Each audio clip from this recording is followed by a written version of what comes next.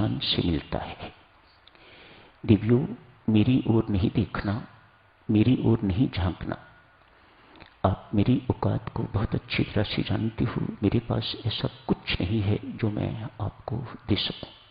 हाँ, ये स्थान जो मेरे गुरुजनों का है, जो मेरे सद्गुरुओं का है, आपको स्पष्ट करूं देवियों सज्जनों, सद्गुरु कभी मरा नहीं करते।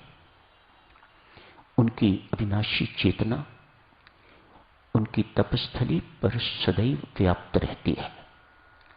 वही हम सबको देखने को मिल रहा है। जो कोई भी स्थान पर आता है वह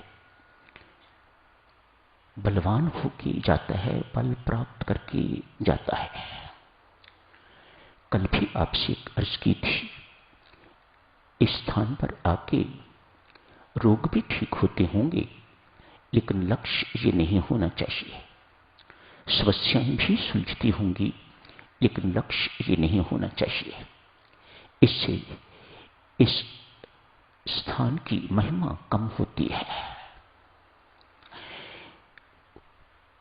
बड़े जगह से, बड़ों से बड़ी चीजें मांगनी चाहिए। छोटी चीजें तो बाजार से भी मिल जाती हैं, छोटी चीजें तो छोटों से भी मिल जाती हैं। जो चीज यहां से मिलती है, परमेश्वर के मार्ग पर परमेश्वर के साथ जुड़े रहने की प्रेरणा एवं बल, ये हर जगह नहीं मिलता। यहां आके ये आपको मिलता है। आपको बल मिलता है, प्रचुर बल मिलता है यहां पर आके समस्याओं का सामना करने के लिए। हम समस्याएं सुलझाने के लिए यहां नहीं आते, उनसे तो हम निपटेंगे, लेकिन उसके लिए बल चाहिए, वह इस स्थान से मिलता है। यहां आके आप परमात्मा की भक्ति करते हैं। ये स्थान भक्ति के लिए है। आके भक्ति कीजिए, जप कीजिए, अमृतवाणी का पाठ कीजिए, भक्ति प्रकाश का पाठ कीजिए, रामायण जी का पाठ कीजिए। ये सब भक्ति के अंतर्गत है। इस भक्ति से आपको बहुत बल मिलता है।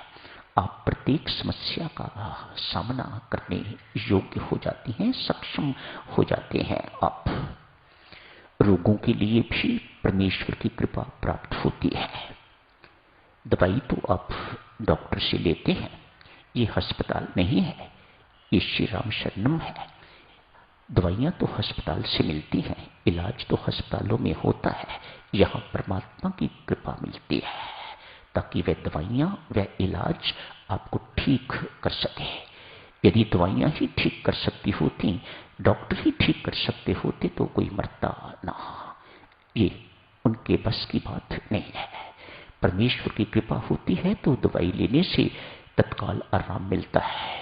यदि कृपा नहीं होती, अभी कर्मों का कोई हिसाब किताब, प्रारब्ध का कोई हिसाब किताब बाकी है, तो कोई दवाई, कोई डॉक्टर, जहां मर्जी घूम लीजिएगा, कोई फर्क नहीं पड़ता। तो साथियों, इसी चर्चा को और आगे बढ़ाते हैं। यहां आते हैं, आप जाप करते हैं। आज अंतिम अहम भावना की समाप्ति होती है। आज जिस अहम की बात की है स्वामी जी महाराज ने, ये वह अहम नहीं। साधक सुनो, अब आप छोटे मोटे साधक नहीं हो, अब बहुत उच्च हो।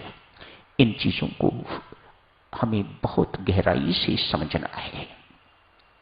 जैसे कल आपसे अर्ज की थी, यदि आप भक्ति करना चाहते हो, यदि आप भक्ति की प्राप्ति करना चाहते हो, तो आपको जगह जगह भटकने की जरूरत नहीं। हाँ, महत्वाकांक्षा है, कुछ आप बनना चाहते हैं, कुछ आप औरों को दिखाना चाहते हैं, कुछ भक्ति के अतिरिक्त प्राप्त करना चाहते हैं, तो फिर बेटा आपको यहां जाने की जरूरत, वहां जाने की जरूरत, वहां जाने की जरूरत, वहां जाने की जरूरत। भक्ति प्राप्ति के लिए आपको कहीं जाने की जरूरत नहीं है। कल भी आपसे अर्ज की थी देवी, भक्ति के लिए आदमी को भीतर जाना है, और बहुत भीतर जाना है, बहुत डीप जाना है, और डीप जाना है, या बेटा ऊपर उठना है। भक्ति मुक्ति के लिए आपको कहीं भी भटकने की आवश्यकता नहीं। जो आपको अंतर्मुखी, इसी को कहा जाता है अंतर्मुखी होना।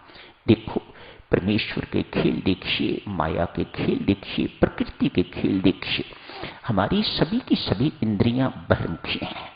इस सब के द्वार बाहर खुलते हैं, एक बाहर खुलती है, एक बाहर खुलती है,